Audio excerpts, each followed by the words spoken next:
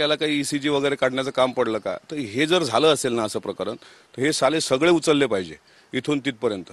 मग राज ठाकरे असतील का कोणी असतील, त्यांच्या सगळ्यांच्या चौकशा झाल्या पाहिजे याच्यामध्ये. म्हणजे मनसे पदाधिकारी तो 10 दिवसात तुम्ही सांगताय की राष्ट्रवादीत प्रवेश करणार होता, मग त्या कारणास्तव तो मनसे पदाधिकाऱ्यांकडून त्यांनाच मारहाण झाली असा आरोप तुम्ही करता? हे खुनशी लोक आहेत ना, हे एवढे खुनशी लोक आहेत. यांना असं वाटतं का एक रमेश किनीचं प्रकरण त्यावेळेस तत्कालीन मुख्यमंत्र्यांनी त्यांना बाजूला केलं आणि रमेश किनीच्या प्रकरणानंतर आपण मोकाट झालो तर कोणाचाही आपण जीव घेऊ शकतो, हा त्यांना शुअर कॉन्फिडन्स आहे. त्याच्यामुळे हे खुनशी लोक असल्यामुळे हे काही करू शकतात, काहीही करू. स्वतःच्या बापाचा खून करण्याची सुद्धा त्यांची तयारी असते. अनेक गोष्टी आहेत. अजून मी महाराष्ट्र विधिमंडळाचा 2 वर्ष सदस्य आहे.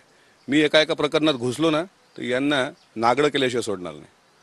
तरी होते राष्ट्रवादीचे आमदार अमोल मिटकरी. मी विधिमंडळाचा सदस्य आहे आणि या संपूर्ण प्रकरणात मी जर घुसलो तर सगळ्यांना इशारा जो आहे तो त्यांनी या ठिकाणी दिलेला आहे. कॅमेरामन अनिकेत दहातोंडेसह विवेक गावंडे, TV9 मराठी, अकोला.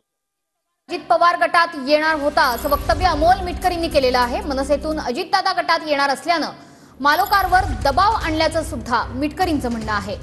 अमोल मिटकरींनी हा मोठा दावा केलाय. जय मालोकार ज्यांचा हृदयविकाराच्या झटक्यानं मृत्यू झाला ते मनसेतून अजित पवार गटात येणार होते असा दावा अमोल मिटकरींनी केलाय.